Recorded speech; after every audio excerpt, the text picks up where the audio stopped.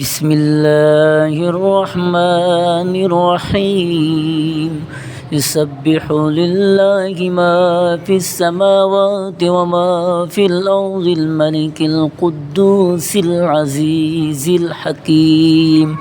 هو الذي بعث في الأميين رسولا منهم يتلو عليهم آياته ويزكيهم ويعلمهم الكتاب والحكمة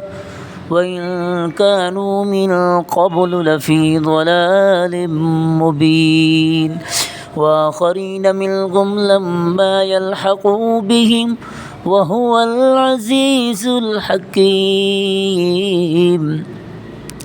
ذلك فضل الله يؤتيه من يشاء والله ذو الفضل العظيم مثل الذين حملوا التوراة ثم لم يحملوها كمثل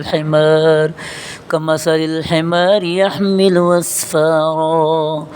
بئس مثل القوم الذين كذبوا بآيات الله والله لا يهدي القوم الظالمين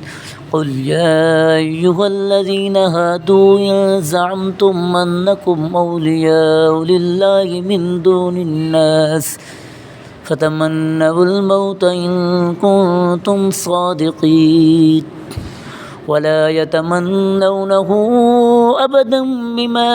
قدمت أيديهم والله عليم بالظالمين قل إن الموت الذي تفرون منه فإنه ملاقيكم ثم تردون إلى عالم الغيب والشهادة فينبئكم بما كنتم تعملون يا أيها الذين آمنوا إذا نودي للصلاة